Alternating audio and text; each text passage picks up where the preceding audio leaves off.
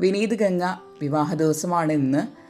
വിനീത് കല്യാണത്തിന് പോവാതിരിക്കാൻ വേണ്ടിയിട്ട് വിനീതിൻ്റെ അമ്മ സ്വന്തം ദേഹത്ത് മണ്ണെണ്ണ ഒഴിച്ച് ആത്മഹത്യാ ഭീഷണി മുഴക്കി നിൽക്കുകയാണ്.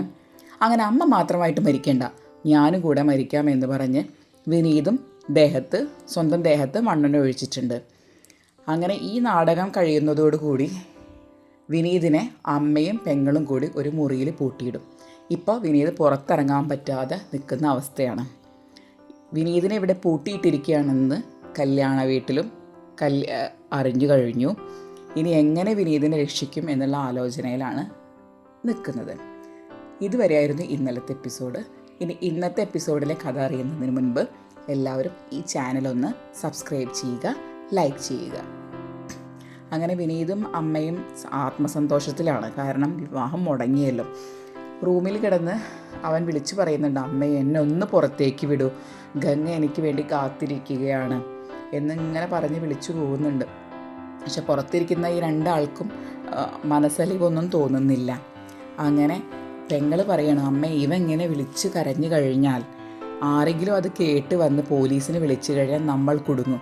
അതുകൊണ്ട് അമ്മ വേറെ എന്തെങ്കിലും ഒരു അടവ് കൂടി പ്രയോഗിച്ചിട്ട് അവനെ ഒന്ന് ഒതുക്കിയേ പറ്റൂ. അത് ശരിയാണെന്ന് അമ്മയ്ക്കും തോന്നി. അപ്പോൾ അമ്മ പറഞ്ഞു, ശരി, നിന്നെ ഞാൻ തുറന്നു വിടാം, പക്ഷേ എൻ്റെ ശവത്തിൽ ചവിട്ടിയേ നീയും നിൻ്റെ ഭാര്യയും ഈ വീട്ടിലോട്ട് കയറുകയുള്ളൂ. ഞാൻ എന്തായാലും ആത്മഹത്യ ചെയ്യും എന്ന് ഭീഷണി മുഴക്കി നിൽക്കുകയാണ്. അപ്പോൾ ആകെ ധർമ്മസങ്കടത്തിലായിട്ട് വിനീത് അവിടെ ഇരിക്കുന്നതാണ് കാണിക്കുന്നത്. ഇതേ സമയം വിനീതിനെ പൂട്ടിയിട്ടുണ്ടെന്ന് എല്ലാവർക്കും അറിയാം. വിനീതിനെ രക്ഷിക്കാൻ വേണ്ടിയിട്ട് നമ്മുടെ കാവേരിയും നിവിനും കൂടിയിട്ട് വരികയാണ്. അപ്പോൾ ഏത് റൂമിലാണ് പൂട്ടിയിട്ടിരിക്കുന്നതെന്ന് അറിയുന്നില്ല. അങ്ങനെ ഒരു ഊഹം വെച്ച് അവരൊരു റൂമിൽ കയറി നോക്കാൻ വേണ്ടി ചുറ്റുഭാഗത്തു നിന്ന് ഒരു ഏണിയൊക്കെ എടുത്തു കൊടുന്ന് അതിലൂടെ കാവേരി മെല്ലെ കയറി നോക്കുമ്പോൾ വിനീത് അവിടെ ഇരിക്കുന്നത് കാണാം. വിനീതേട്ടാ എന്ന് വിളിക്കും. അപ്പോൾ ഇവൻ മുകളിലോട്ട് നോക്കും. അങ്ങനെ കിണറിൻ്റെ മീതുണ്ടായിരുന്ന കപ്പിയും കയറും, അതിൽ കയറ് ഊരിയെടുത്ത് ഇവർ നിവിനും കാവേരിയും റൂമിൻ്റെ ഉള്ളിലോട്ട് കയറും. എന്നിട്ട് പറയും, നീ വാ, വേഗം വാ, രക്ഷപ്പെടാൻ നോക്ക്, നമുക്ക് നിന്നെ കാത്ത് അവിടെ ഒരു പെണ്ണ് നിൽക്കുന്നുണ്ട് എന്ന് നിവിനും കാവേരിയും കൂടി പറയും. പറ്റില്ല നിവിൻ, എനിക്ക് വരാൻ പറ്റില്ല.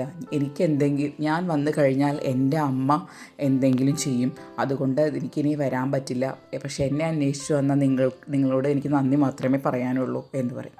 അത് കേൾക്കുമ്പോൾ നിവിന് ഭയങ്കരമായിട്ട് ദേഷ്യം വരും. കാരണം ഒരു തവണയല്ല, 2 തവണയല്ല, 3ാമത്തെ തവണയാണ് ഗംഗയുടെ വിവാഹം മുടങ്ങാൻ പോകുന്നത്.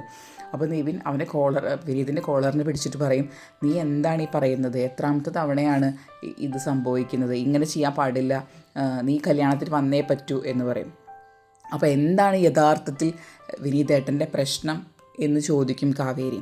അപ്പോൾ എൻ്റെ പ്രശ്നം എന്താണെന്ന് വെച്ചാൽ, ഞാൻ ഇവിടെ നിന്ന് വന്നത് അമ്മ അറിഞ്ഞു കഴിഞ്ഞാൽ അമ്മ അപ്പോൾ തന്നെ ആത്മഹത്യ ചെയ്യും. പക്ഷേ എനിക്ക് ഗംഗയെ ഉപേക്ഷിക്കാനും പറ്റുന്നില്ല. ഓ, അതാണല്ലേ പ്രശ്നം, അതിനൊരു വഴിയുണ്ട് എന്ന് പറയും. എന്തു വഴി? അതായത് വിനീത് ചേട്ടൻ ഇവിടെ നിന്ന് പോയത് അമ്മായി അറിയാനും പാടില്ല, പക്ഷേ വിനീതേട്ടന് കല്യാണവും കഴിക്കണം. അതിനൊരു വഴിയുണ്ട്. എന്താ വഴി? നിവിനെ വിനീതിൻ്റെ വേഷം ധരിപ്പിച്ച് ആ റൂമിൽ ഇരുത്തുക.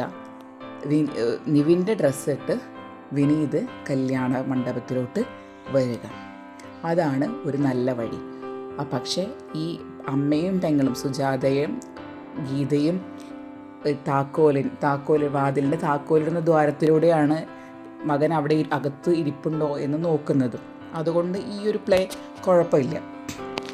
അങ്ങനെ പ്ലാൻ ചെയ്തതുപോലെ വിനീതിൻ്റെ വേഷമിട്ട് നിവിനും നിവിൻ്റെ വേഷമിട്ട് വിനീതും അവിടെ നിന്ന് കിടക്കും.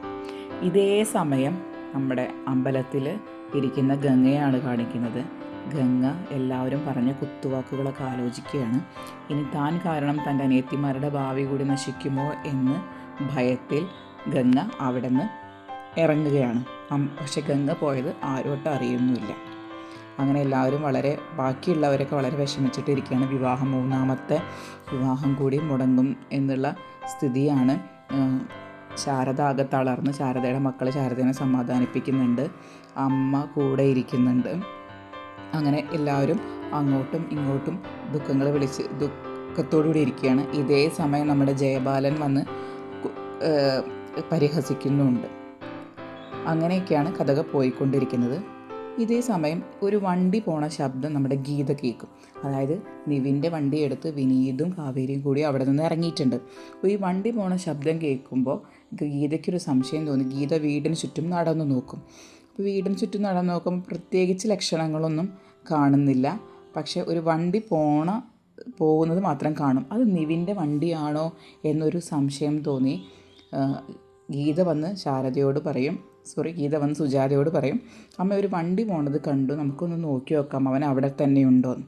അങ്ങനെ അവർ വീണ്ടും കീ ഹോളിൻ്റെ ഉള്ളിൽ കൂടെ നോക്കുമ്പോൾ വിനീതിനെ കാണും. വിനീതല്ല, നിവിനെ കാണും. വിനീതിൻ്റെ വേഷം ഇട്ടിട്ടാണ് നിവിൻ ഇരിക്കുന്നത്. ചുമരിനോട്ട് തിരിഞ്ഞിരിക്കുന്നതാണ്. അപ്പോൾ വിനീതിൻ്റെ ബാക്ക് മാത്രമേ കാണുന്നുള്ളൂ. അപ്പോൾ അവർ വിനീതാണെന്ന് ഉറപ്പിക്കും. അങ്ങനെ അവർ സമാധാനിച്ചിരിക്കുന്ന സമയത്ത് നമ്മുടെ കാവേരിയും വിനീതും കൂടിയിട്ട് കല്യാണ മണ്ഡപത്തിലോട്ട് പോവുകയാണ്. ഇതേ സമയം ഗംഗ പോയത് അമ്പലത്തിൻ്റെ അവിടെയുള്ള അറിയുന്നു. നിള പറയും, അമ്മ ചേച്ചീനെ കാണുന്നില്ല, ചേച്ചി എങ്ങോട്ടാണ് പോയതെന്ന് മനസ്സിലാവുന്നില്ല എന്നൊക്കെ പറയുന്നതോടുകൂടി ശാരദ ആകെ കരച്ചിലും പിഴിച്ചിലായി. ഉറക്കെ അലമുറയിട്ട് കരയാനൊക്കെ തുടങ്ങും. കൂട്ടത്തിലൊരു കാര്യം കൂടി പറയും, ഞാൻ എൻ്റെ ഇടവും വലവും എൻ്റെ 4 മക്കളുമായിട്ടാണ് ഞാൻ ഈ അമ്പലത്തിലോട്ട് കയറി വന്നത്. അതേപോലെ തന്നെ എനിക്ക് തിരിച്ചു പോകണം. ഇല്ലെങ്കിൽ, അങ്ങനെ തിരിച്ചു പോകാൻ പറ്റിയില്ലെങ്കിൽ ഞാൻ ഇവിടെ നിന്ന് ജീവനോടെ ഇരിക്കില്ല. അത് കേട്ടോടുകൂടി നിളയ്ക്കാകെ വിഷമാവും. നിള അമ്മയെ കെട്ടിപ്പിടിക്കും. അമ്മ എന്താണ് ഈ പറയുന്നത് എന്നൊക്കെ പറഞ്ഞ് നിള അമ്മയെ കെട്ടിപ്പിടിക്കുകയാണ്. ഇതേ സമയം നമ്മുടെ ഗംഗ ഒരു കരിങ്കൽ ക്വാറിയിലോട്ട് എത്തുകയാണ്. സ്വയം ജീവിതം അവസാനിപ്പിക്കാനുള്ള തീരുമാനത്തോടു കൂടിയാണ് ഗംഗ ആ കരിങ്കൽ ക്വാറിയിലോട്ട് എത്തിയിട്ടുള്ളത്.